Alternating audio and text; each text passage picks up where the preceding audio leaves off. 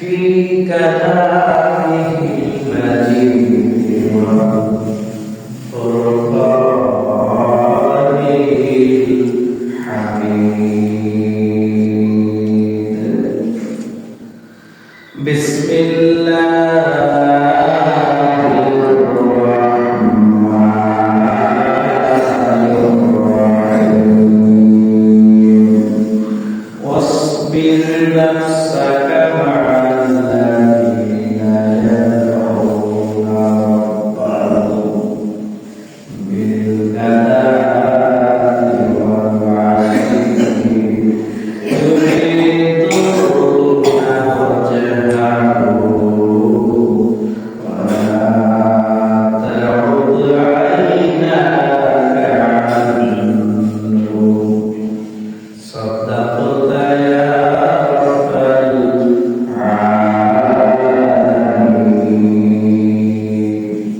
وقال النبي صلى الله عليه وسلم على الصلاة وعلى النبي صلى الله عليه وسلم قال على باب الجنة إذا عمت المساكين وأصحاب الجد محبوسون غير أن أصحاب النار أحوج بهم إلى النار وكنت على باب النار فإذا عمت النساء متفق عليه. وقال تعالى أيضا في شأن حبيبه محمد صلى الله عليه وسلم إن الله وملائكته يصلون على النبي يا أيها الذين آمنوا صلوا عليه وسلموا تسليما. اللهم صل على سيدنا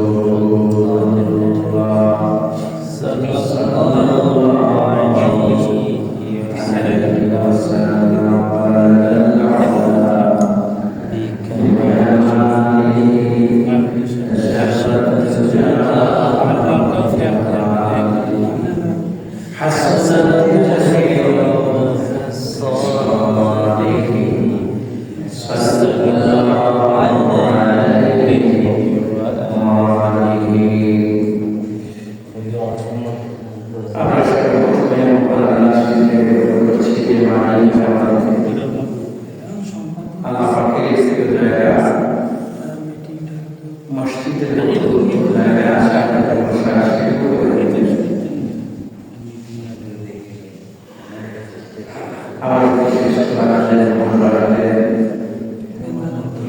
চিন্তার মতো রাখলেন, সমস্ত ব্যস্ত থেকে অবসর করলেন এবং আমরা সেই জন্যে মহান রবের কাছে শ্রদ্ধা অনুভবে শিখতে করছি। আমরা সকলে মিলে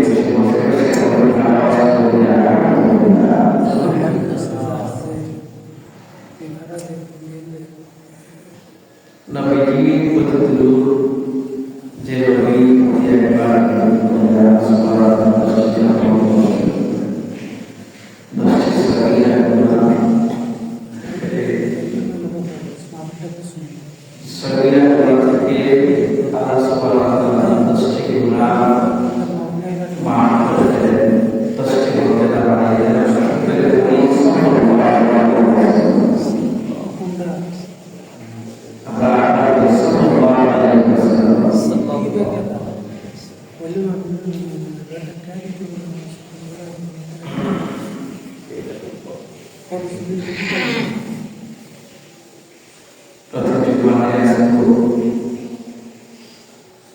আমি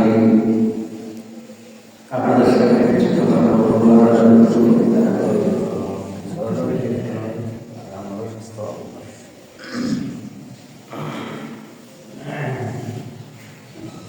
আজকে কিছু কথা বলবো।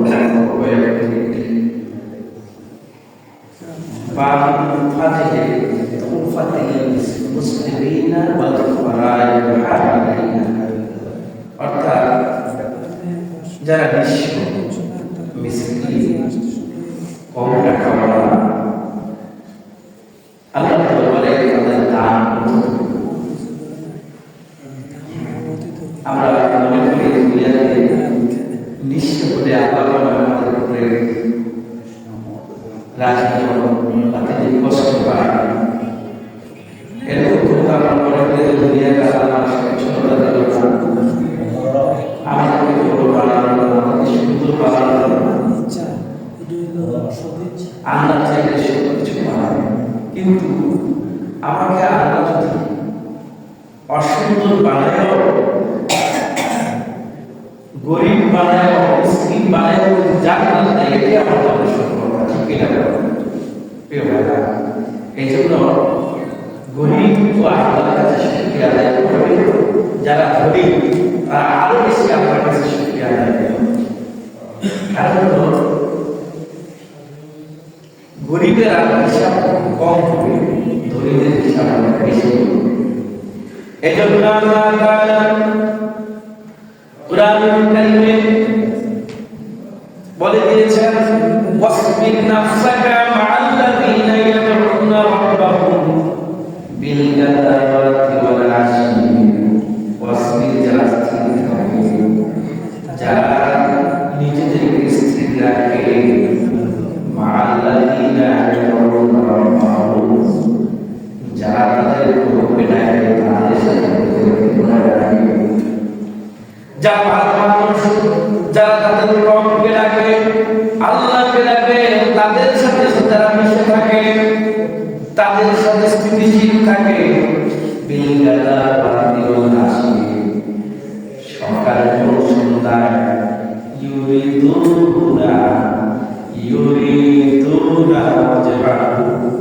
এবং আল্লাহ সন্তুষ্টির জন্য কথা বলেন, কাজ সন্তুষ্টির জন্য, আল্লাহ সন্তুষ্টির জন্য। ওয়ালা তা'তাইনা কানুন, আর তাদের চুপ থেকে মুক্তি দেয় না, তাদের কাছ থেকে দূরে সরে যায় না। বলেন যাতে করে মানুষ যারা মানুষ তাদের সাথে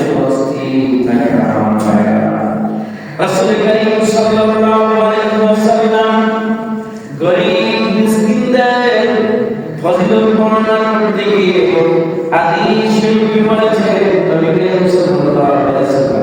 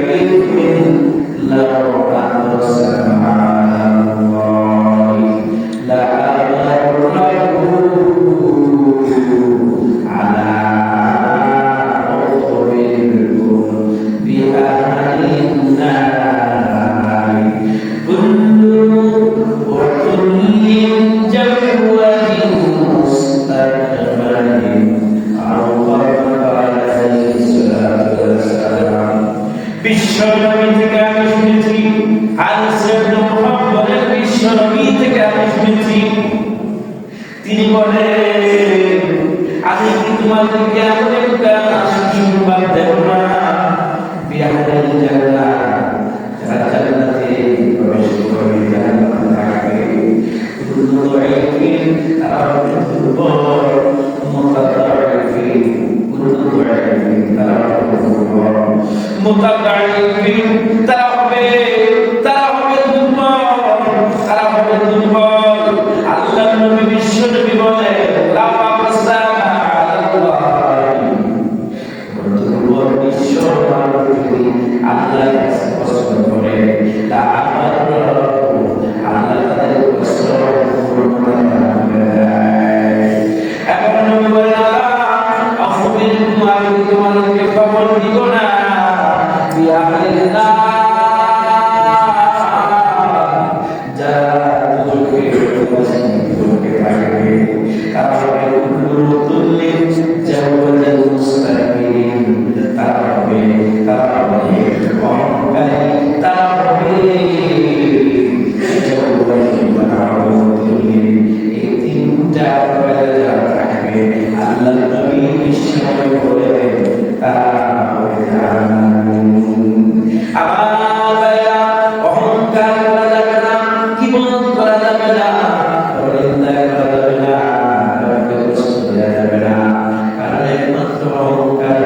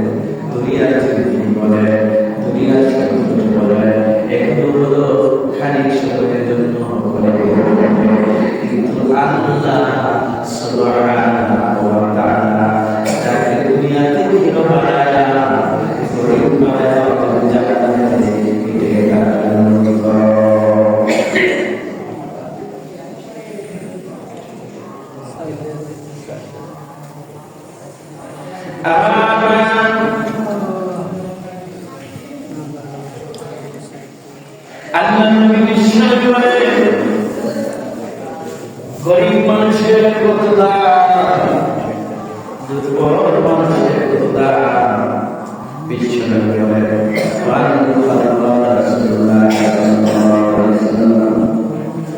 রুব্বা আশআসা আকবালা মাদরুন বিল আবওয়াবি লাও আকসামা আলাল্লাহি লা আররাহু।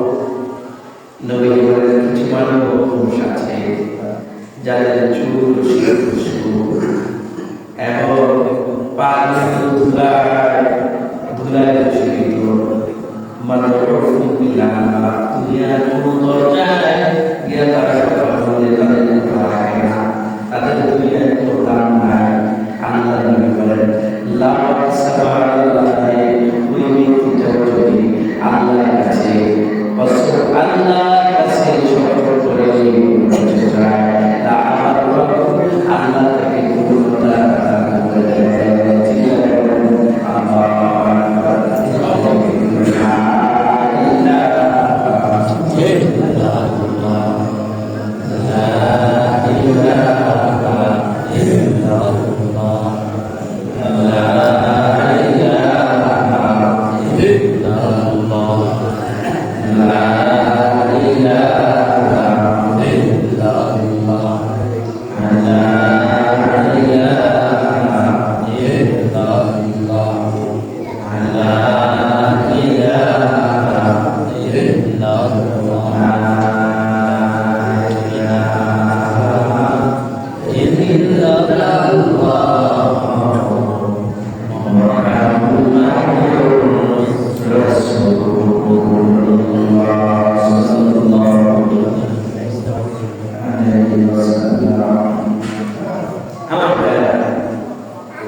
তিনটা শিশু দোলনা থেকে কথা বলেছে।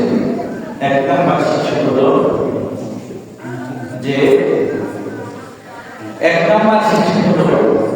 যে ঈসা ইবনে মরিয়ম, মরিয়মের আমার ভাইরা, মরিয়ম আলাইহিস ছেলে ঈসা যখন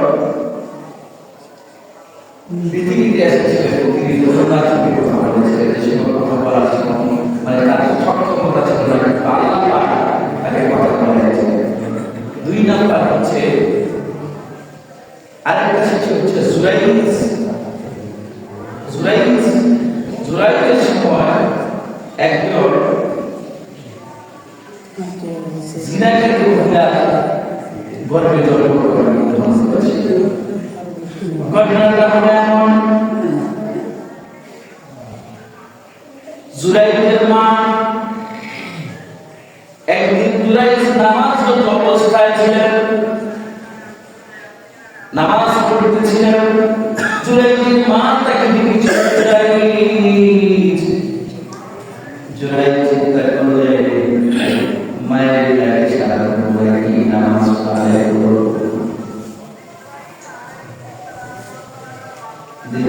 চিন্তা নামাজ এদিন আবার জুরাইজের মা চলে গেলে, জুরাইজ খুব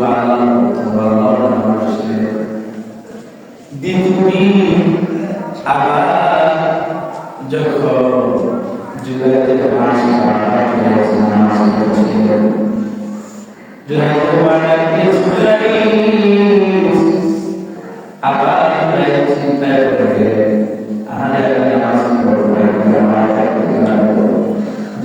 নামাজ পড়ে গেছিলেন। তৃতীয় দিন আবার আসলে আবার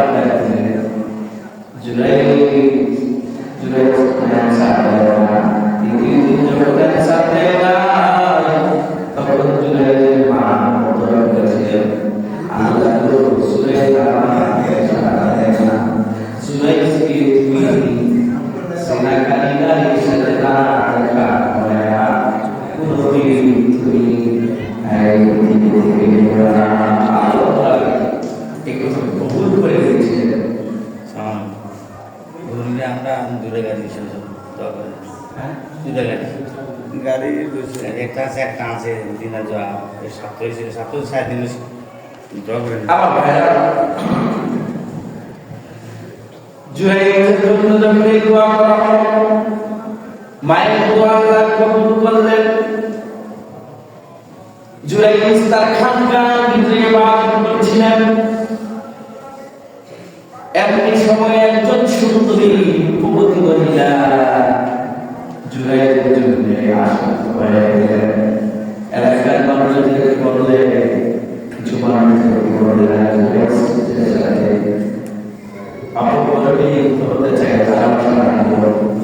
একটা সময় জুলাইকে অনেক বেশি মুস্কানের, কিন্তু জুলাইক আল্লাহওয়ালা মানুষ খারাপ কাজের দিকে আগায় না।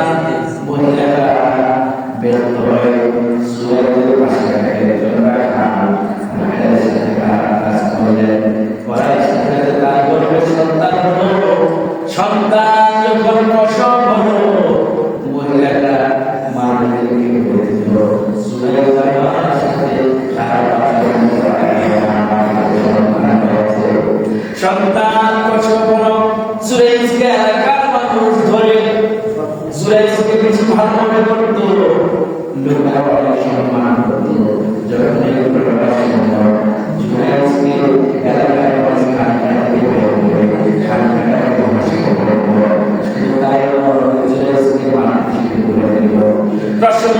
একবার জুলাই বললেন, তোমরা আমাকে কেন মারছো?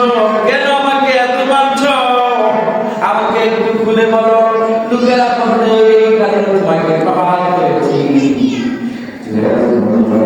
এই সন্তানটাকে আমার কাছে ফিরে দাও। সন্তানটা পেটে ধরে বললেন, বাবা তুমি বলো তোমাকে তোমার মায়ের সাথে খারাপ কাজ সন্তানটা মুখ রাখালেন নাম বলে দিল। 2 নম্বরে এই শিশু তুলনা থেকে কথা বলেছিল। আমার ভাইরা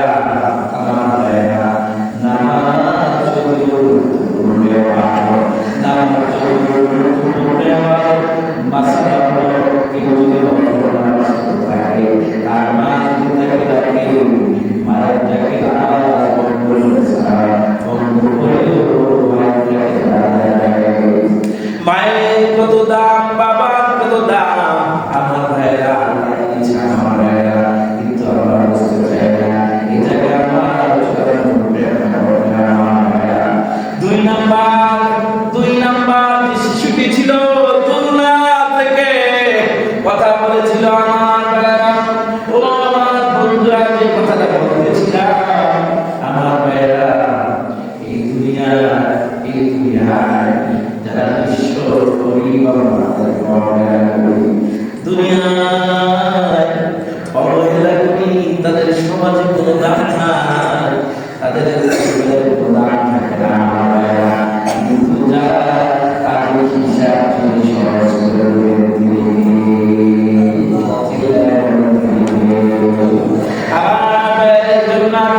বিশ্ব বলেছেন রুটবাসা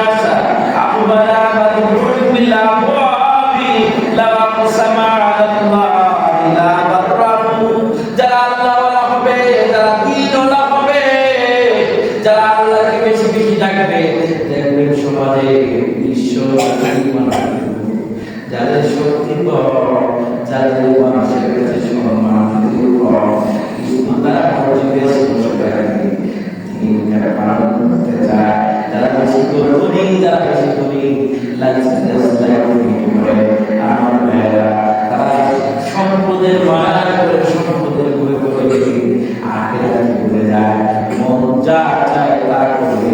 এই জন্য আমার ভাইয়েরা টাকা থাকলে মনে উল্টা পাল্টা কাজ করতে বলবে, নিজের খায় শান্তি বলবে, নিজের উপবৃত্তিকে কাজে লাগাতে চাইবে। শয়তান ওয়াসওয়াসা দিয়ে আপনাকে আমাকে জান্নাতের পথ থেকে নিয়ে যেতে চাইবে। আমাকে কন্ট্রোল থাকতে হবে। আমার ভাইয়েরা, আমি যে বলতেছি গরিব মিসকিনদের কতটুকু আল্লাহর কাছে আছে। আমার ভাইয়েরা, যদি দাম বেশি, ধনীদের দাম আল্লাহর কাছে আছে। হযরত উসমান মুসলিম সাহাবী ধনী ছিলেন, কিন্তু তার বেশি ছিল। উসমান তার সম্পদের অধিক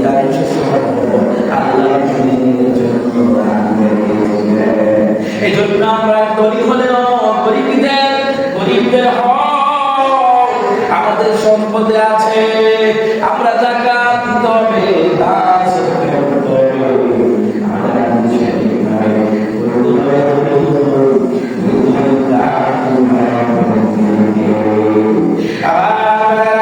এই জন্য বিশ্বনবী মুহাম্মদ রাসূলুল্লাহ সাল্লাল্লাহু আলাইহি ওয়াসাল্লাম হাদিসে বলেছেন, আবু সা'দ রাদিয়াল্লাহু তাআলা আনহু সাল্লাল্লাহু কুনতু আলা বাবিল জান্নাহ, জবিন ওয়াকুতু সাওয়াল থেকে বর্ণিত হাদিস, নবী করিম সাল্লাল্লাহু আলাইহি ওয়াসাল্লাম থেকে তিনি বলেন, কুনতু আলা বাবিল জান্নাহ, বিশ্বনবী বলেন আমি জান্নাতের দরজায় দাঁড়ায় ছিলাম, মান দাখালাহা মাসাকিনা, আমি দেখলাম জান্নাতের ভিতরে অধিকাংশ মানুষ হচ্ছে মিসকিন। আল্লাহু আকবার। এরপরে নবী বলেন আসহাবুল জান্নাতি মাহরুসুল্লাহ, জান্নাতের ভিতরে দেখলাম জান্নাতের দরজায় দাঁড়ায় দেখলাম অনেক মানুষ, প্রচুর মানুষ তাদেরকে আটকে রাখা হয়েছে।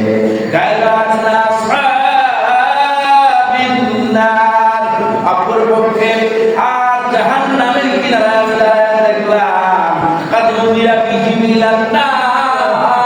তাদেরকে জাহান্নামে যাওয়ার জন্য নির্দেশ দেওয়া হলো।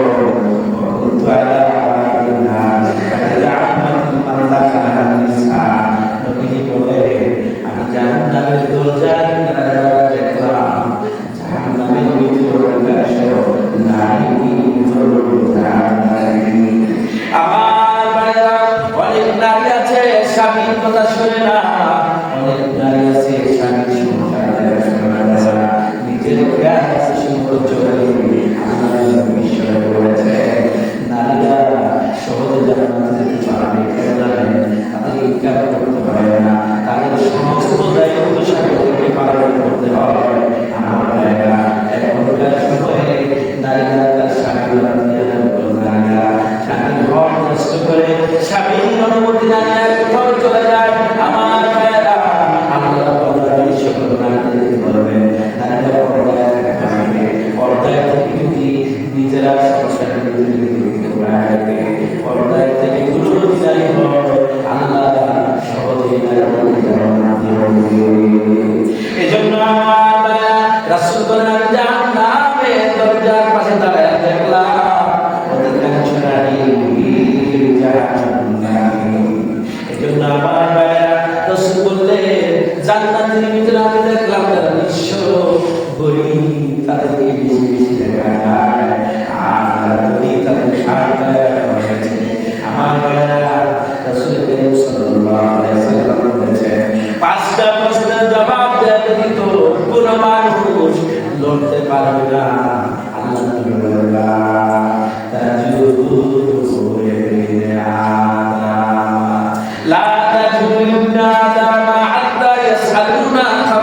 পাঁচটা প্রশ্নের জবাব দেবে কোনো মানুষ হাসিনে বয়াতে লড়তে পারবে না। নাম্বার ওয়ান হলো আল্লাহ জিজ্ঞাসা আকুরি ফিমা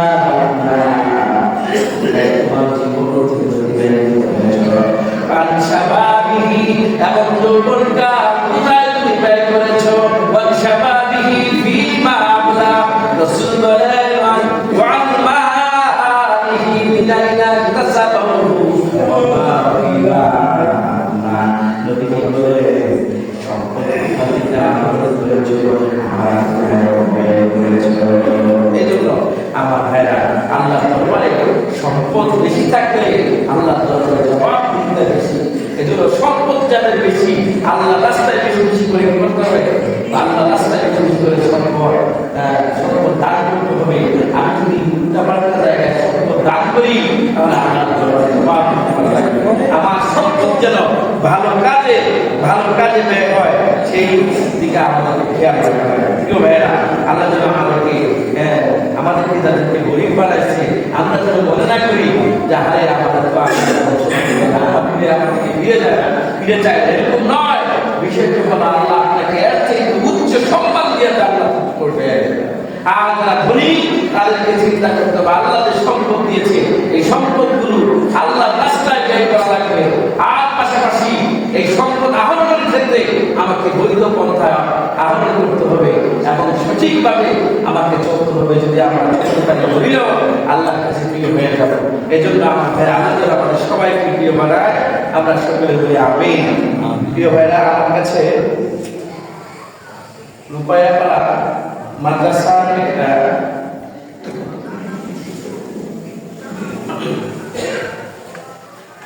তাদের যে মাহফিল হয়েছে, এই মাহফিলের আয় ব্যয়ের একটা হিসাব এসেছে। আসলে এখন যদি আমি পরিপূর্ণভাবে বলতে চাই অনেক সময় লাগবে।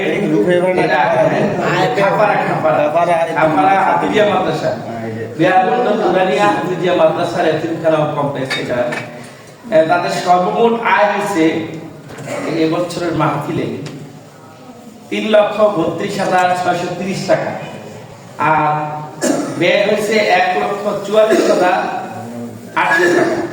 উদ্ধৃত তহবিল আয় 1,87,830 টাকা। বিভিন্নভাবে পাঠে পাঠে বাড়ি থেকে